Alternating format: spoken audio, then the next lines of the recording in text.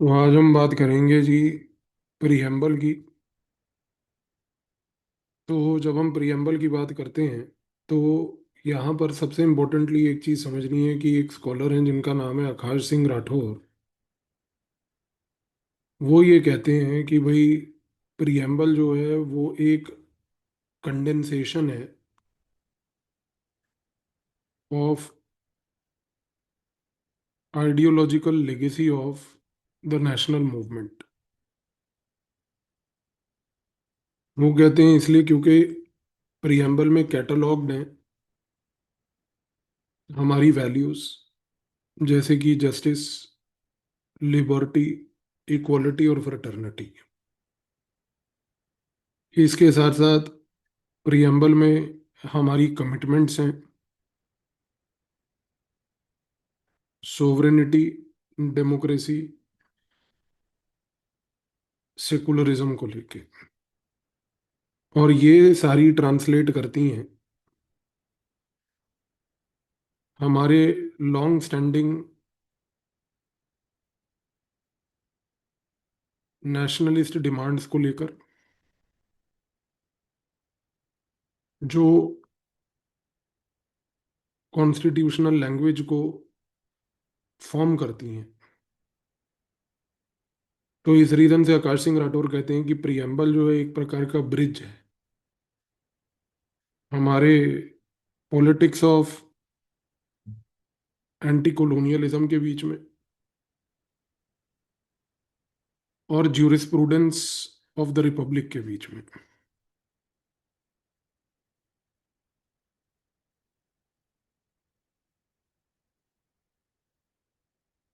तो इस नज़रिए से पहली बात तो इन्होंने देखने की कोशिश करी, लेकिन ये आगे साथ में ये भी कहते हैं, आकाश सिंह राठौर कहते हैं कि सुप्रीम कोर्ट ने जिस प्रकार से पूरे के पूरे ज्यूरिस्प्रूडेंस को इवॉल्व किया है, उसके एवोल्यूशन से जो प्रीएम्बल है उसकी डॉक्ट्रिनल सिग्निफिकेंस जो है वो इनहेंस हुई है।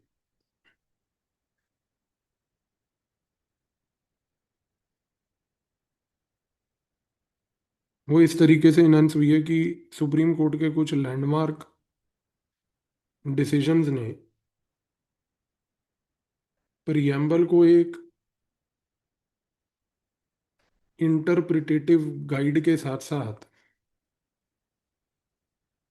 एक टचस्टोन के तरीके से ऑफ बेसिक स्ट्रक्चर भी देखा है। तो यहाँ पर उनका कहने का मतलब ये है कि जो हमारी प्रियम्बल है उसका बेसिकली एक quasi substantive role Supreme Court ने अपने जजमेंट्स के साथ ऑफर किया है। और ये क्वासी सब्सटेंटिव रोल जो है कॉन्स्टिट्यूशनल एडजुडिकेशन से आया है। इसीलिए वो कहते हैं कि प्रियम्बल हमारे लिए एक नॉर्मेटिव एंकर है कॉन्स्टिट्यूशनल इंटरप्रिटेशन को लेकर। तो इस नज़रिए से उन्होंने प्रियम्बल को यहाँ पर पहली बात तो देखने की कोशिश करी। आकाश सिंह राठौर फिर ये भी कहते हैं कि प्रियम्बल जो है उसके अंदर एक सोशल कॉन्ट्रैक्ट की एनालॉजी भी दिखती है।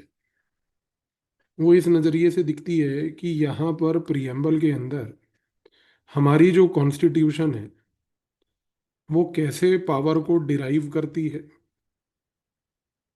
कैसे वो लेजिटिमेसी को एक पॉपुलर सोवरेनिटी में वो एंकर करती है, रादर देन किसी प्रकार के कोई रॉयल ग्रांट जैसे ब्रिटेन में होता था, या किसी प्रकार के कोई एक्सटर्नल इम्पोजिशन के। इस रीजन से आकाश सिंह राठौर भी मानते हैं कि प्रियम्बल जो है वो हमारी एक पॉलिटिकल हॉरोस्कोप है। और ये पॉलिटिकल हॉरोस्कोप कैप्चर करती है प्रियम्बल का, अगर हम एरिस्टोटल के लैंग्वेज में बोलें तो एक टीलियोलॉजिकल पर्पस। और वो टीलियोलॉजिकल पर्पस ये है कि किस प्रकार से इंडिया की जो स्टेट है वो किन नॉर्मेटिव वैल्यूज पे काम करेगा। तो प्रियम्बल में ये टीलियोलॉजिकल नॉर्मेटिव वैल्यूज दी गई हैं। इस रीजन से आकाश सिंह राठौर का मानना यह है कि प्रियम्बल एक हिस्टोरिकली ग्राउंडेड डॉक्यूमेंट है।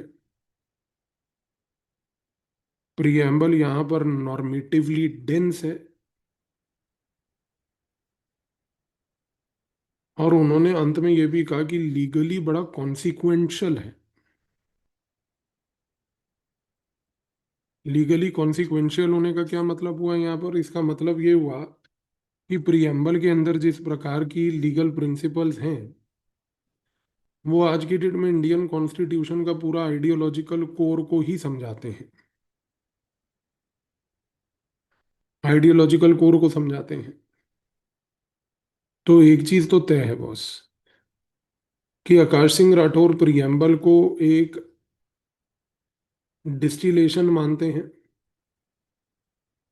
Of ideas of national movement. वो कहते हैं कि मेरे मुताबिक प्रियम्बल जो है एक लास्ट स्पीच है ऑफ द फ्रीडम मूवमेंट, जिसको कैप्चर किया हमने एक कॉन्स्टिट्यूशनल लैंग्वेज में।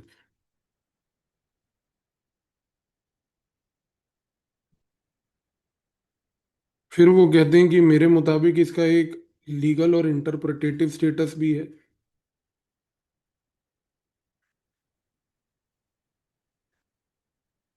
जो कि कॉन्स्टिट्यूशन के अंदर जो बेसिक स्ट्रक्चर है उसको समझने में मदद करता है। और एक जगह पर ये सिंबॉलिक है क्योंकि ये पीपल की विल को रिफ्लेक्ट करता है। लेकिन एक जगह पर ये हिस्टोरिकल भी है क्योंकि ये रिकॉर्ड करता है एक्चुअल फाउंडेशनल डिसीजंस को।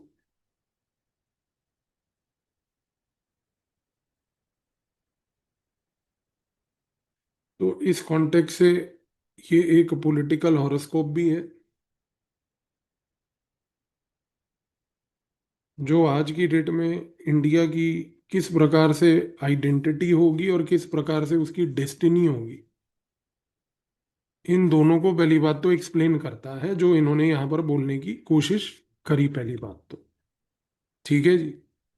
अब अगर हम बात करें प्रीएम्बल को लेकर फर्दर तो यहाँ पर एक चीज और भी इंपॉर्टेंट है कि जो 42nd कॉन्स्टिट्यूशनल अमेंडमेंट था उस अमेंडमेंट ने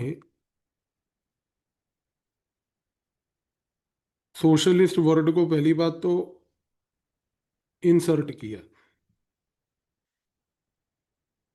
इससे क्या हुआ कि कहीं ना कहीं जो हमारी सोशलिज्म को लेकर कमिटमेंट थी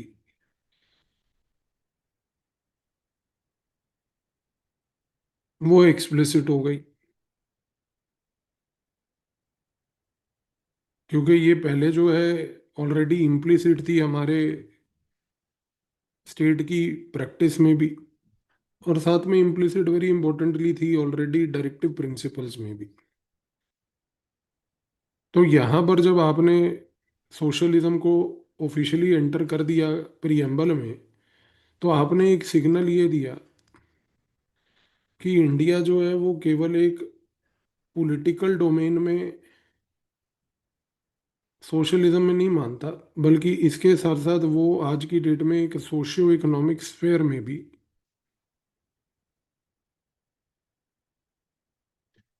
पॉलिसीज के थ्रू, जैसे कि डिस्ट्रीब्यूटिव जस्टिस,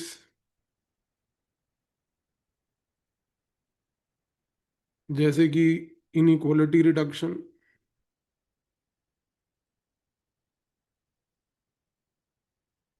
इन सब को फॉलो करके एक वेलफेयर स्टेट बनाने की कोशिश करेगा। तो ये चीज़ तो पहली चीज़ थी। लेकिन प्रॉब्लम ये होती है कि जब हम 1990s के डेकेड में आते हैं और जब हम लिबरल एक्सपीरियंस को अपनाते हैं, तो लिबरल एक्सपीरियंस को अपनाने के बाद, ग्लोबल इंटीग्रेशन को अपनाने के बाद क्वेश्चन मार्क उठता है सोशलिस्ट वर्ड को लेकर। क्वेश्चन अब ये उठता है कि भाई इसका अब इंटरप्रिटेटिव स्टैंस क्या है, कैसे इंटरप्रेट करें सोशलिज्म को, वर्ड को प्रियम्बल में आफ्टर 1990s। तो यहां पर जो डिबेट है अब वो इस प्रकार से आ जाता है कि जो प्रियम्बल में वर्ड हमने सोशलिज्म डाला, वो कोई बेसिकली डॉक्ट्रिनल नहीं था। डॉक्ट्रिनल ना होने का मतलब ये है कि भाई हमने प्रियम्बल में सोशलिज्म डालने से कोई स्टेट सोशलिज्म प्रमोट नहीं किया।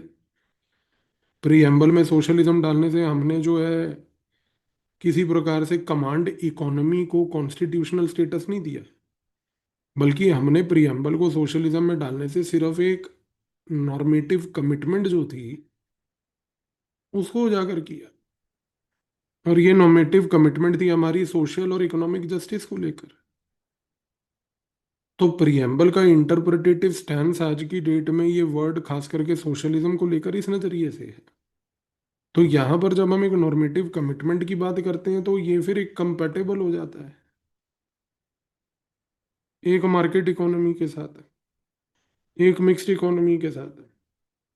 क्योंकि एक मार्केट मिक्स्ड इकोनॉमी में भी हमें सोशियो इकोनॉमिक इंटाइटलमेंट जो हैं उनको अचीव करने की परिस्थिति क्रिएट करनी है। तो इस कॉन्टेक्स्ट में हम कहते हैं कि ये जो सोशलिस्ट वर्ड है इसका एक वैल्यू ओरिएंटेशन है। और वैल्यू ओरिएंटेशन ये है कि ये इकोनॉमिक ग्रोथ को चाहता है, but when it is reconciled with equity, welfare और ह्यूमन डिग्निटी। तो ये चीज जो है आज की डेट में एक इकोनॉमिक और सोशल डेमोक्रेसी को क्रिएट करने की बात करता है। और खास करके वो सोशल डेमोक्रेसी जो बाबा साहब भी चाहते थे। तो प्रियम्बल में ये वर्ड का जो रेलेवेंस है सोशलिज्म, हमें इसको इस नजरिए से देखने की पहली बात तो आवश्यकता है। अब आता है यहाँ पर दूसरा डिबेट। अब वो डिबेट ये उठता है यहाँ पर एक स्कॉलर की तरफ से जिनका नाम है कंसरा दीपा। कंसरा दीपा जो है उनका क्या मानना है, उनका मानना ये है कि भाई 42nd अमेंडमेंट एक्ट की वजह से जब हमने प्रियम्बल के अंदर वर्ड सोशलिस्ट डाल दिया, तो कंसरा दीपा कहती हैं कि भाई इससे पहली बात तो एक सिंबॉलिक लेवल पर कोडिफिकेशन हो गया जो उस समय का एक एग्जिस्टिंग ट्रेंड चल रहा था। पर इस अमेंडमेंट से ये अज्यूम कर लेना कि इंडिया जो है वो सोशलिज्म की ओर टिल्ट हो गया, वो चीज गलत है। तो यहाँ पर वो उनका मानना दीपा का ये है कि भाई सोशलिस्ट को ऐड कर देने से हमने सिर्फ जो है एक सोशल जस्टिस के फिनोमिना को पहली बात तो बढ़ावा देने की बात करी। और ये इसलिए हुआ क्योंकि हमने इस वर्ड से जो पॉलिटिकल डेमोक्रेसी में हमारा सोशल जस्टिस को गोल, एक गोल था, उस गोल को अब हमने एक सोशल डेमोक्रेसी का गोल बना दिया। और इस सोशल डेमोक्रेसी में हमने कहा कि नाउ स्टेट जो है उसके पास अब एक मैंडेट है कि वो पुश करेगा बियॉन्ड फॉर्मल इक्वलिटी। क्योंकि अभी तक जो पॉलिटिकल लेवल पर इक्वलिटी की चर्चा कॉन्स्टिट्यूशन में हो रही थी, अब उसके बियॉन्ड जाकर हमें जो रियल ऑब्स्टिकल्स हैं, जिन ऑब्स्टिकल्स में हम बात करते हैं पॉवर्टी रिमूवल की, अनइक्वल एक्सेस की, हमें वो सब चीज़ों के ऊपर ध्यान देना है। तीसरा यहाँ पर अब वो कंसरा दीपा कहती हैं कि भाई लिबरल एरा में रेलेवेंस आज की डेट में इस वर्ड का ये है कि हमें यहाँ पर एक सोशली रिस्पॉन्सिबल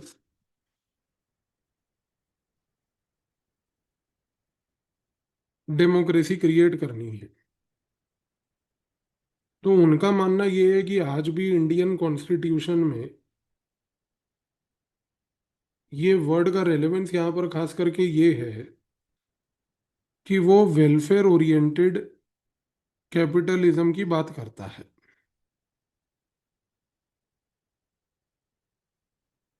और इस वेलफेयर ओरिएंटेड कैपिटलिज्म के तहत वो एक नॉर्मेटिव फंक्शन को उजागर करता है, और वो नॉर्मेटिव फंक्शन है कि जो इकोनॉमिक पॉलिसी है, कंसरा दीपा कहती हैं कि इस इकोनॉमिक पॉलिसी में हमें वो ग्रोथ स्ट्रेटजीज के ऊपर फोकस करना है जिन स्ट्रेटजीज के तहत आउटपुट तो बढ़े ही बढ़े, लेकिन सबसे इंपॉर्टेंटली डिस्ट्रीब्यूटिव आउटकम्स जो हैं वो बढ़े। तो वर्ड सोशलिस्ट आज की डेट में इररिलेवेंट नहीं है, बल्कि वो रेलेवेंट इस तरीके से है कि वो एक कॉन्स्टिट्यूशन के अंदर एक डिजाइन प्रिंसिपल है। और वो डिजाइन प्रिंसिपल जो आज भी हमें मजबूर करता है for a pursuit of a just humane social order, इस चीज को बढ़ावा देने के लिए। तो उन्होंने कहा कि ये वर्ड बड़ा अडेप्टेबल है to changing economic contexts. Adaptable है किसको लेके? चेंजिंग इकोनॉमिक कॉन्टेक्स्ट को लेकर। तो इस नजरिए से दीपा ने कंसारा दीपा ने यहाँ पर पूरा आर्ग्यूमेंट पहली बात तो पेश करने की कोशिश इधर करी, लेकिन यहीं पर एक और स्कॉलर आते हैं, डीई स्मिथ। अब डीई स्मिथ ये कहते हैं कि इंडिया में जब हम बात करते हैं सेकुलरिज्म वर्ड की, जिस वर्ड को भी हमने 42nd अमेंडमेंट एक्ट के तहत ऐड किया, तो वो कहते हैं कि ये बेसिकली एक प्रकार से रिफ्लेक्ट करता है पहले तो इक्वल प्रिंसिपल्ड डिस्टेंस को लेके। इक्वल प्रिंसिपल्ड डिस्टेंस का मतलब ये है कि यहाँ पर कोई स्ट्रिक्ट सेकुलरिज्म जो वेस्टर्न कॉन्टेक्स्ट में है वैसा नहीं है। इंडियन सेकुलरिज्म आपने पढ़ा ही है पॉलिटी में कि भाई वो स्ट्रिक्ट लेवल पर स्टेट और रिलीजन के बीच में डिवाइड क्रिएट नहीं करता है। यहाँ पर एक इक्वल प्रिंसिपल्ड डिस्टेंस की अप्रोच अपनाई जाती है हमारे सेकुलरिज्म के कॉन्टेक्स्ट में। तो इस कॉन्टेक्स्ट में डीई स्मिथ का मानना ये है कि अगर हम ये कहते हैं कि सेकुलरिज्म के तहत आज हमारी कॉन्स्टिट्यूशन फ्रीडम राइट्स देती है, तो ये राइट्स की वजह से क्या हो रहा है कि पहली बात तो जितने भी रिलीजन्स हैं जो एक मल्टी रिलीजियस सोसाइटी में है, उनको कहीं ना कहीं अपने रिलीजियस प्रैक्टिसेस को प्रोटेक्ट करने की एक स्पेस मिलती है, और वो भी कॉन्स्टिट्यूशनल स्पेस। लेकिन डीई स्मिथ ये कहते हैं कि मेरा मानना ये है कि सेकुलरिज्म इंडिया में ग्रेजुअली जो है एक इंडियन पॉलिटिक्स के अंदर मिथ बनता जा रहा है। उनका ये मानना इसलिए है क्योंकि वो कहते हैं कि ये मिथ इसलिए बनता जा रहा है कि अगर आप आज की डेट में अगर पॉलिटिकल प्रैक्टिसेस को देखो और साथ में कॉन्स्टिट्यूशनल आइडियल्स को देखो, तो इन दोनों के जगह पर कहीं ना कहीं एक परमानेंट परसिस्टेंट लेवल का गैप यानी कि एक डिसजंक्चर दिख रहा है। अब वो डिसजंक्चर क्या है? वो कहते हैं कि देखो आज की डेट में पॉलिटिकल पार्टीज करती हैं इलेक्टोरल मोबिलाइजेशन। वो होता है आज की डेट में रिलीजियस लाइंस पे। इसकी वजह से होता है कम्युनल वायलेंस। इस कम्युनल वायलेंस की वजह से क्या होता है कि जब स्टेट सिलेक्टिव लेवल पर रिस्पॉन्स देती है,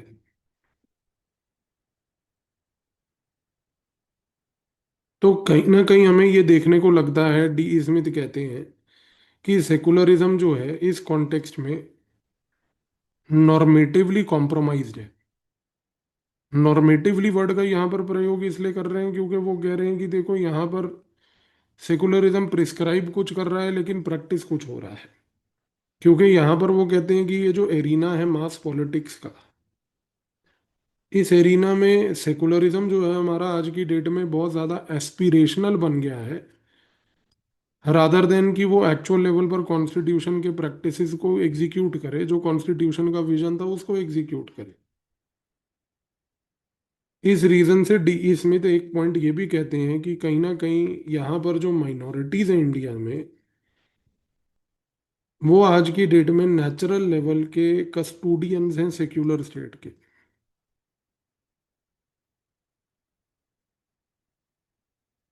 और वो सेक्युलर स्टेट के कस्टोडियंस इसलिए हैं क्योंकि कहीं ना कहीं माइनॉरिटी कम्युनिटीज जो हैं, उन माइनॉरिटी कम्युनिटीज को जिस प्रकार के आज हमारे पास राइट्स दिए गए हैं, वो राइट्स के तहत वो अपने खुद के जो ट्रेडिशंस हैं, उन ट्रेडिशंस को वो केवल सिर्फ डिफेंड नहीं कर सकते, बल्कि डिफेंड करने के साथ साथ उनको रिवाइटलाइज भी कर सकते हैं, रिवाइटलाइज भी कर सकते हैं। इस रीजन से वो कहते हैं कि इंडिया में प्रियम्बल में सेकुलरिज्म और ग्राउंड लेवल पर जो माइनॉरिटीज हैं, वो इस विजन को सर्वधर्म संभव, सर्वधर्म संभव, इसको बेसिकली एग्जीक्यूट करते हैं। इसको वो बेसिकली एग्जीक्यूट करते हैं। तो ये चीज बेसिकली डी स्मिथ ने यहाँ पर पहली बात तो कहने की कोशिश करी। तो एक चीज तो क्लियर है बॉस, डी स्मिथ ये कहते हैं यहाँ पर कि आज इंडिया के कॉन्टेक्स्ट में सेकुलरिज्म इस केस में ये कहना गलत नहीं होगा कि ये एक डायनामिक कॉन्सेप्ट भी है, लेकिन इसके साथ साथ एक कंटेस्टेड फील्ड भी है।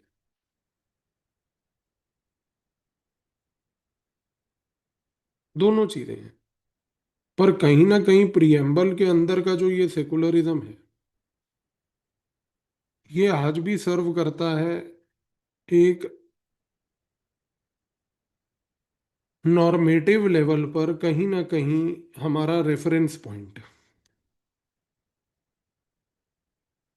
जिसके तहत आज भी माइनॉरिटीज जो हैं वो इमर्ज करते हैं डिफेंडर्स ऑफ सेकुलरिज्म। तो इस नजरिए से डी स्मिथ ने आर्ग्यूमेंट यहाँ पर पेश करने की कोशिश करी, और ये ब्रॉड थॉट प्रोसेस प्रियम्बल को लेकर हमें अपने बेसिकली याद रखना है। ठीक है जी, चलिए।